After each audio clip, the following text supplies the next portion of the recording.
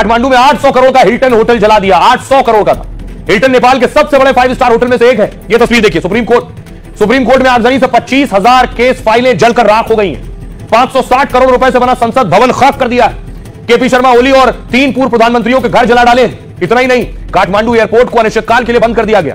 त्रिभुवन अंतर्राष्ट्रीय एयरपोर्ट पर सैकड़ों लोग घुसे, वहां फंसे हुए बहुत से लोग। स्पाइस जेट के बाद एयर इंडिया ने काठमांडू की उड़ानें रद्द कर दी। साथ ही साथ अब लोग परेशान है, फोन नहीं लग रहे थे तो टेलीकॉम कंपनी ने एनसेल का 2 दिन के लिए बड़ा ऐलान किया। नेपाल में लोग वॉइस कॉल, इंटरनेट और एसएमएस फ्री में कर सकेंगे।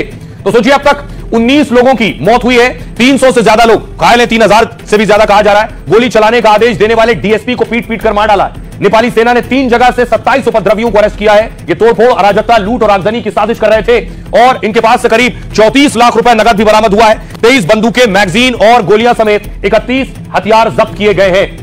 एनडीटीवी की बड़ी टीम ग्राउंड जीरो पर है, नेपाल में है। हमारे सहयोगी आदित्य राज कौल वहां पहुंचे जहां आगजनी की गई थी, उनकी रिपोर्ट देखिए। एनडीटीवी इंडिया पहुंचा है थामेल, काठमांडू के उस जगह जहां नेपाल के जो है डिप्टी प्राइम मिनिस्टर रहते थे, प्रकाश मान सिंह। आप देख सकते हैं, मैं उनके घर के कंपाउंड में हूं और पूरी तरीके से यहां पर आगजनी कल हुई और बहुत सारी ऐसी गाड़ियां हैं जो ना कि क्षतिग्रस्त हैं बट पूरी तरीके से खत्म हो चुकी हैं, जला दी चुकी हैं। यहां पर जो है कॉमन लोग आ रहे हैं। ये ऐसा लग रहा है कि जैसे ऐसी इमारतें जो पूरी तरीके से जल गई हैं, एक सैलानियों के लिए एक नया दृश्य बन गया है। आप खिड़की देख सकते हैं, ये पूरी जगह देख सकते हैं, पूरा जल चुका है, पूरा खत्म हो चुका है, अंदर से भी पूरी तरीके से क्षतिग्रस्त है। हमें बताया जा रहा है कि प्रकाश मान सिंह जो कि डिप्टी पीएम थे, नेपाली कांग्रेस के जो है सीनियर लीडर थे, वो यहां से निकल चुके हैं, भाग गए हैं। नेपाल में जो हालात हैं वो आदित्य आपको दिखा रहे थे, लेकिन नेपाल में आखिर होगा क्या?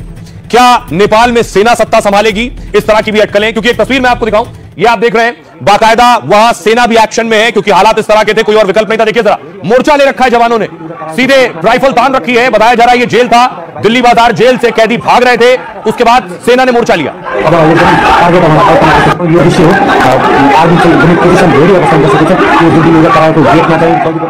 नेपाल के आर्मी चीफ ने लोगों को संबोधित किया। यह आर्मी चीफ की तस्वीर है, लेकिन आर्मी चीफ के पीछे एक तस्वीर लगी है जो नेपाल के पहले राजा की तस्वीर है और इस तस्वीर के साथ लोगों को संबोधित किया। उसके बाद बहुत सी अटकलें लगने लगी कि पीछे आखिर राजा की तस्वीर क्यों है। तो क्या सेना विकल्प है? क्या सेना संभालेगी हालात? आपको बताऊं, नेपाल में बिगड़े हालात के बाद सेना को उतरना पड़ा। काठमांडू समेत कई इलाकों में सैनिक तैनात किए गए। नेपाल में आर्मी ने उग्र प्रदर्शनकारियों को लास्ट वार्निंग दे दी है, आखिरी वार्निंग, चेतावनी। सेना प्रमुख अशोक राज ने देश के नाम संबोधन में साफ कहा, अगर हिंसा होती रही तो रात 10 बजे से सेना टेक ओवर करेगी, यानी हिंसा के बीच पूरे नेपाल में सेना का कब्जा हो सकता है। अगर ऐसा हुआ तो सेना प्रमुख अशोक राज ही नेतृत्व करेंगे। नेपाल के सेना प्रमुख का पूरा नाम अशोक राज सिकदेल है। 1 फरवरी 1967 को अशोक राज का जन्म हुआ। 1986 में नेपाल सेना में शामिल हुए और अगले साल कमीशन मिला। उन्होंने चीन की नेशनल डिफेंस यूनिवर्सिटी से मास्टर डिग्री हासिल की है। अशोक राज ने नेपाल, चीन और भारत में हाई लेवल डिफेंस ट्रेनिंग ली हुई है। नेपाल के आर्मी चीफ ने भारत से डिफेंस मैनेजमेंट कोर्स किया है। सेना में जाने के 40 साल बाद 2024 में नेपाल के 45वें सेना प्रमुख बने। पिछले साल उन्हें राष्ट्रपति द्रौपदी मुर्मू ने भारतीय सेना का मानद जनरल बनाया। आइए आपको सुनाता हूं नेपाली आर्मी चीफ क्या कह रहे हैं। आंदोलनको क्रममा हालसम्म धेरै जनधनको क्षति। नेपाल में मौजूदा मुश्किल हालात को सामान्य करना हमारी पहली प्राथमिकता है। नेपाली सेना आम लोगों, मित्र देशों के राजनयिकों और नागरिकों की सुरक्षा के लिए प्रतिबद्ध है। नेपाल के हितों की रक्षा करना हम सभी का साझा कर्तव्य है। मैं सभी विरोध और प्रदर्शनों को स्थगित करने का अनुरोध करता हूं और सभी पक्षों से बातचीत का रास्ता अपनाने का आग्रह करता हूं। सार्वजनिक एवं नागरिकहरूको सम्पत्ति, आम नागरिक, मित्र राष्ट्र का कूटनीतिक नियोग। तो क्या सेना कमान संभालेगी या फिर लोकतंत्र और राजशाही?